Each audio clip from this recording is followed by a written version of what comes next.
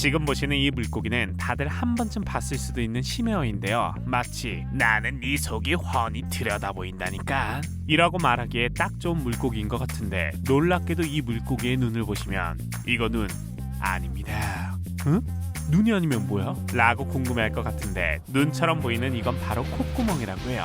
그럼 눈이 없는 거야? 라고 궁금해하실 것 같아 말씀드리면, 이 물고기의 눈은 바로 여기 뇌처럼 보이는 녹색의 동그란 구체 2개가 눈이라고 합니다. 이 물고기의 이름은 태평양 통화너라고 불리는데, 통처럼 생긴 눈을 가지고 있다고 해서 통화너라고 합니다. 영어 이름 또한 통과 눈을 더한 배럴 아이라고 불리는데, 이 녹색의 구체 2개는 엄밀히 말하면 카메라의 렌즈 역할을 하는 수정체죠. 그리고 뇌는 이 공간의 아래쪽에 있기 때문에 겉으로는 볼 수가 없다고 해요.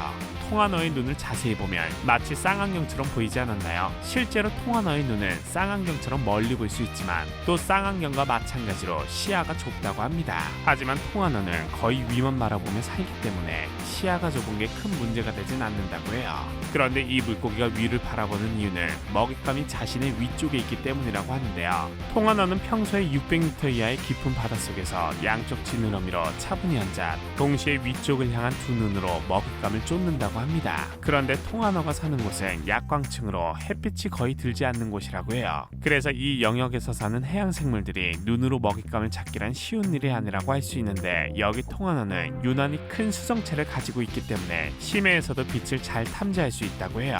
태평양 통화너는 비주얼적으로 제법 큰 물고기일 것 같지만 사실 10cm가 조금 넘는 것으로 알려진 작은 물고기여서 주로 사냥하는 먹잇감 또한 관해파리나 작은 물고기라고 합니다. 관해파리는 몸에서 빛을 내기 때문에 비교적 찾기 쉬운 먹잇감처럼 보이지만, 심해라고 해도 햇빛이나 다른 빛이 바닷속을 투과해 들어올 수 있기 때문에 이렇게 먹잇감에서 나오는 빛인지 주위의 다른 빛인지 구분하기가 쉽지 않다고 해요. 하지만 놀랍게도 통화너의 눈 속에 있는 녹색 색소가 먹잇감이 내뿜는 빛과 다른 빛을 구분하게 해주는 필터 역할을 해주기 때문에 햇빛이 아니라 해파리지롱 이라는 식으로 큰 문제는 없다고 하네요.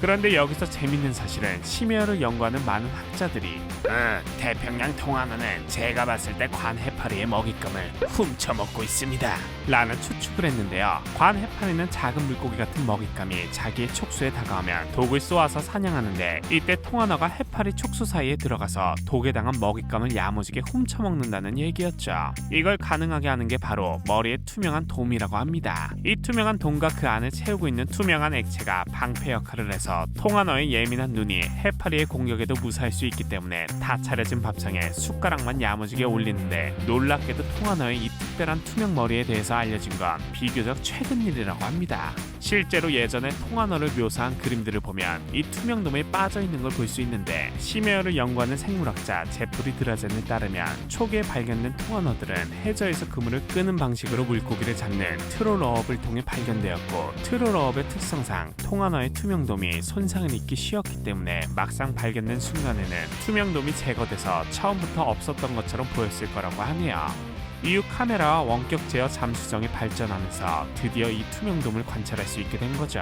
그런데 여기서 한 가지 의아한 게, 눈이 위쪽을 향해 있는데 어떻게 입속에 정확히 집어넣을 수 있는 거지? 그것은 통화너의 눈이 위쪽으로만 고정되어 있는 것은 아니고 머리 앞쪽으로도 회전할 수 있어 먹잇감을 발견한 후에 두 눈을 머리 앞쪽을 향하게 한 후 먹잇감을 향해 돌진한다고 하네요.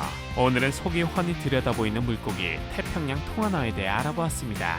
전에는 존재조차 몰랐던 통화너의 투명한 돔을 과학의 발전을 통해 알게 된 것처럼, 우리가 안다고 생각했던 많은 생물들에 대해 또 어떤 새로운 사실을 알게 될지 정말 기대되네요.